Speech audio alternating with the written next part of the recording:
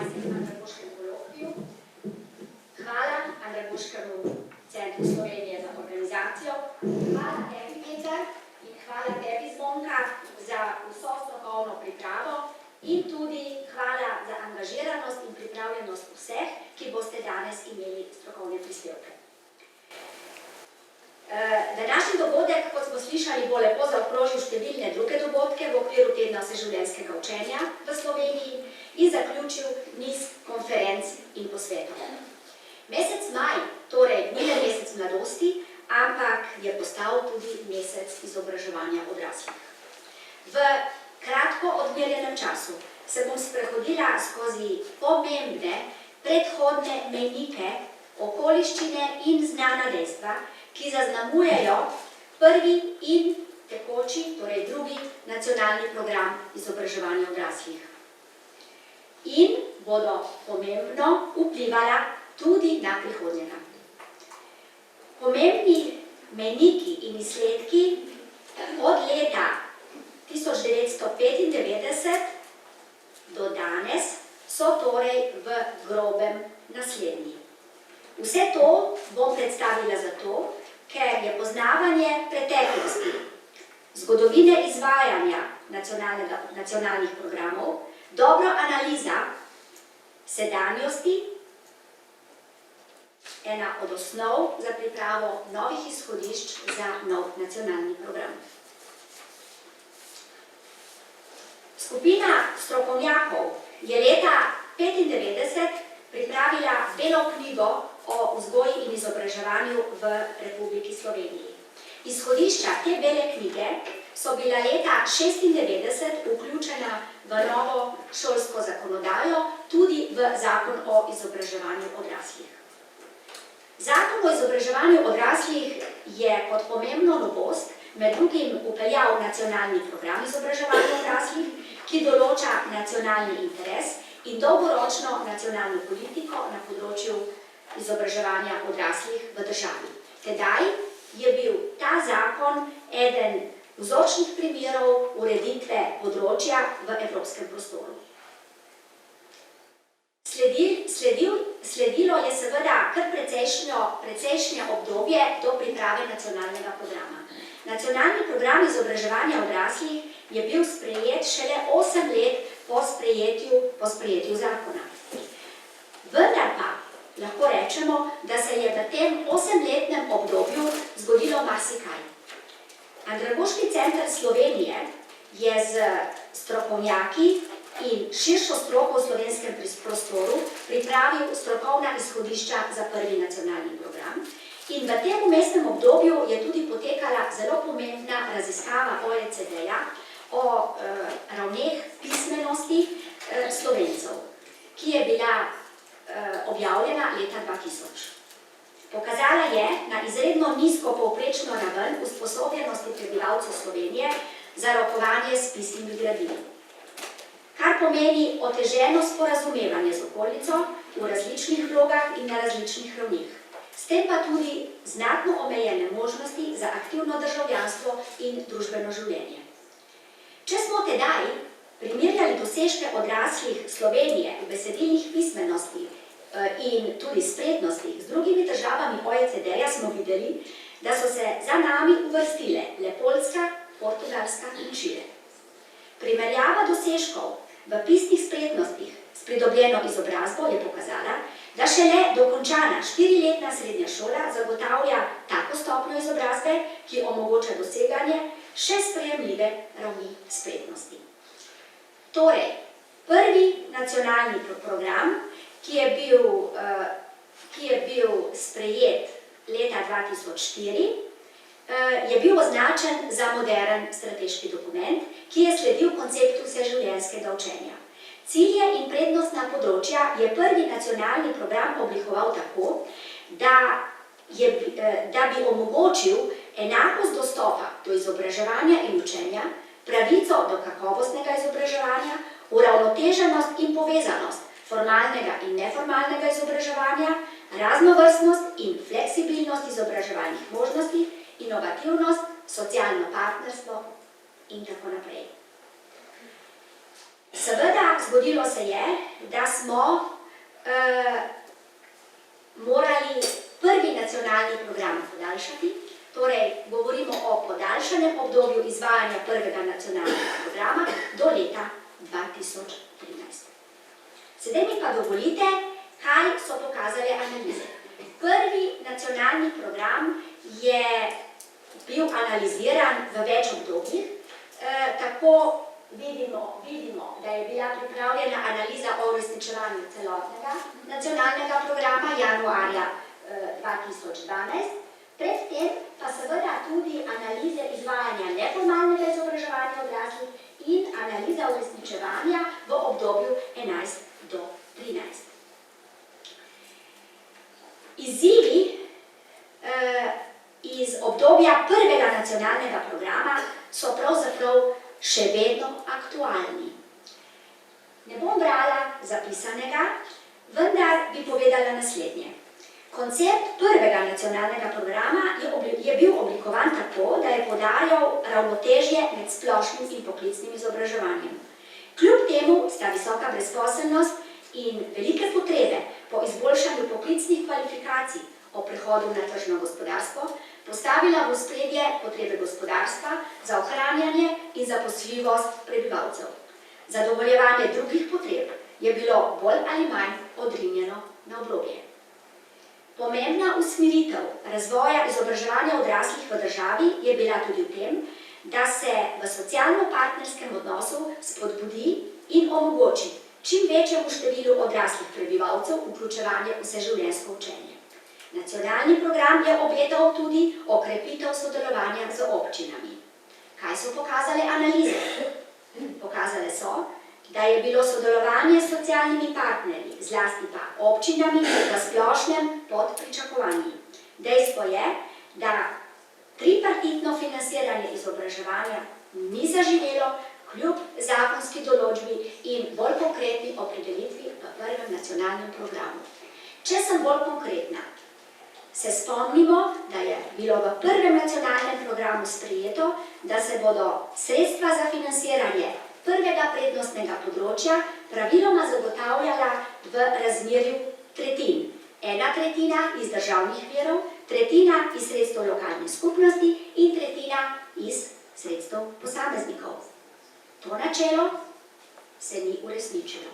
Nadalje, nacionalni program je predvidel, da se bo iz javnih virov pokrilo tudi sredstva za pridobivanje poklicne, srednje, strokovne in gimnazijske izobrazbe v višini 1/3. Z seveda izjemami, če govorimo o brezposelnih osebah. Prav tako je ta nacionalni program predvidel sofinanciranje iz javnih sredstev za pridobivanje nacionalnih poklicnih kvalifikacij. Kratko ugotovimo, da je pred nami tudi na tem področju še kar kaj izzivov. V letne programe izobraževanja odraslih sta bili vključeni le 2 ministrstvi. Ministrstvo za delo, družino in socialne zadeve in Ministrstvo za izobraževanje. Ampak ne smemo biti le kritični. V obdobju izvajanja prvega nacionalnega programa se je v Sloveniji zgodil zelo velik razvojni premik, ki je izvajalcem omogočil pogoje za kakovostno izvajanje programov in dejavnosti.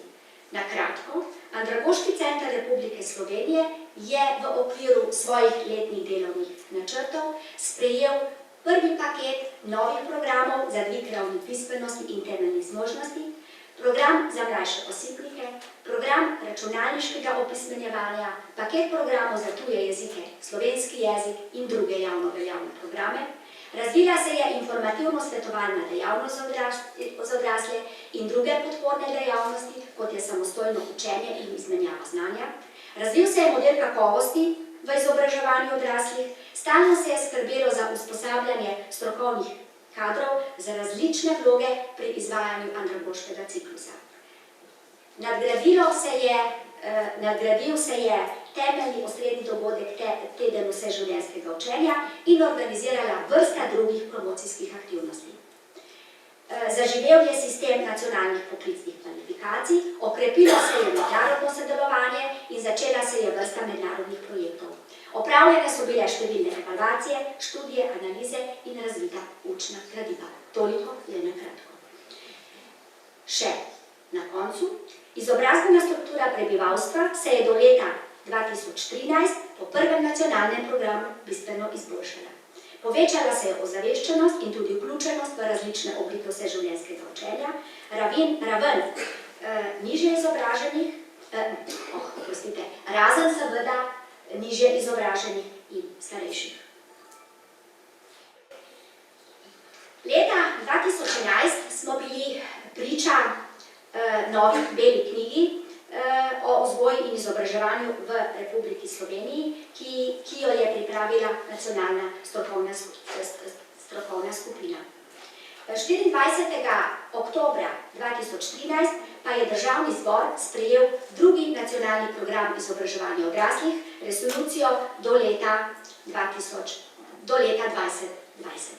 Vizija sedanje resolucije vsakemu prebivalcu omogočiti enake možnosti za kakovostno izobraževanje v vseh življenjskih obdobjih.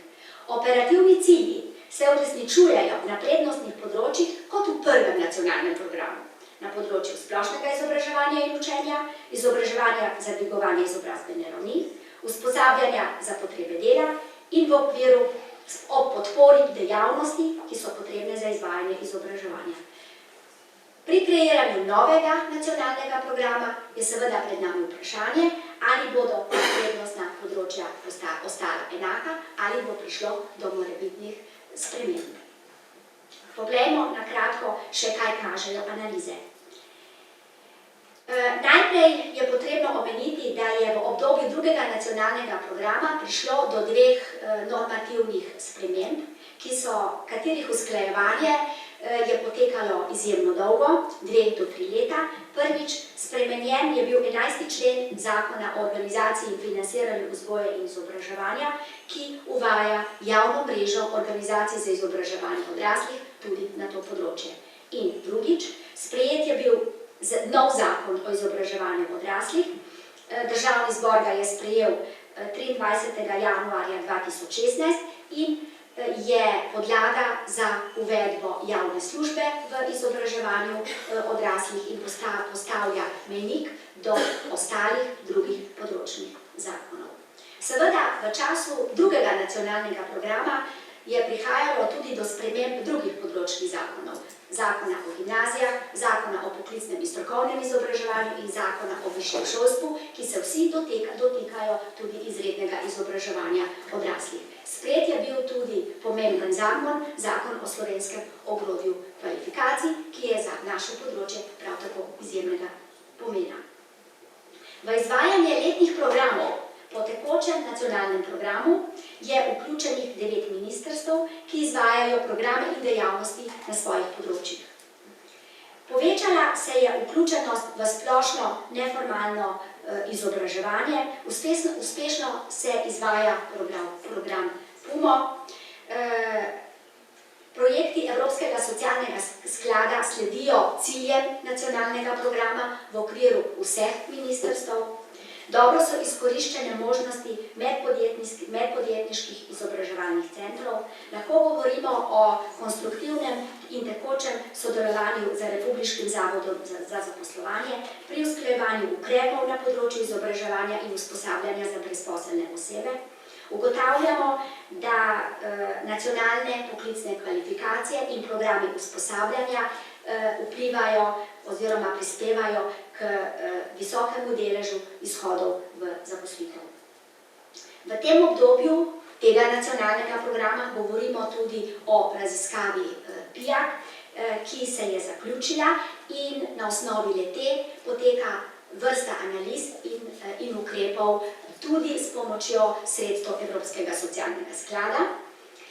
In v tem obdobju so bile sprejete v državi nekatere pomembne nacionalne strategije, strategija dolgožive družbe, na primer, in nekatere druge, o katerih pogovora kasneje in ne bi izgubljala s tem svojega časa. Seveda, pred nami so, lahko rečem, več ali manj zelo podobni izzivi, kot so bili po končanem prvem nacionalnem programu. sodelovanje na vseh ravneh, med ministrstvi, med nacionalno in lokalno ravnjo in krepiti socialno partnerstvo, posvečati pozornost nižje izobraženim in starejšim, ki se manj vključujejo, izboljšati temeljne zmožnosti, usposabljati in izpopolnjevati za delo, vrednotenje znanja je izjemno pomembno in tako naprej in tako naprej. Nekaj od tega sem seveda nanizala tudi na prosojnici. Kaj je mogoče ugotoviti? Ugotoviti je mogoče, da je izobraževanje zelo kompleksno in heterogeno področje. Lahko je poklicno, lahko je splošno, poteka lahko kot formalno ali kot neformalno, zadovoljuje različne ciljne skupine v zelo različnih okoljih. Danes bomo v napovedanih prispevkih slišali, da na izobraževanje intenzivno vplivajo mnoge spremembe in tudi že sprejete strategije, katere je potrebno pri snovanju smernic za nov nacionalni program prav gotovo upoštevati. K razpravi in predlogom je potrebno vključiti poleg ministrstev čim več zainteresiranih organizacij in strokovnih posameznikov. Menim tudi, da je izjemno aktualno področje staranja prebivalstva in podaljševanje delovne dobe.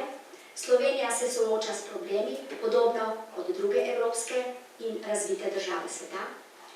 Tehnološki napredek na vseh področjih, tako dela kot življenja, ekonomska gibanja, mnogotere napovedane spremembe v gospodarstvu, družbene, ekološke in druge spremembe v okolju, migracijska, demografska in druga gibanja, skupne evropske usmeritve in priporočila. Razpravljati in razmišljati o novih oziroma prenovljenih smernicah za prihodnost izobraževanja odraslih je svojevrsten izziv. Izobraževanje odraslih namreč nagovarja različne ciljne skupine v različnih okoljih in skupnostih. Poleg tega ima izobraževanje odraslih še eno izjemno pomembno vlogo. To je vpliv na socialno pravičnost in ozaveščanje prebivalcev o aktualnih družbenih razmerah. Prispeva k večji strpnosti in sodelovanju, odpravlja regionalne razlike, vpliva na nižanje praga revščine in tako naprej. Vabljeni k razpravi danes in tudi v celotnem procesu priprave izhodišč za nov nacionalni program izobraževanja odraslih v Republiki Sloveniji, ki je poverjen Andragoškemu centru Slovenije. Z veseljem pričakujem današnje prispevke in predloge. Lepo se zahvaljujem tudi svoji kolegici Emi Prne za vse opravljeno delo na tem področju v zadnjem obdobju. Hvala lepa za vašo pozornost.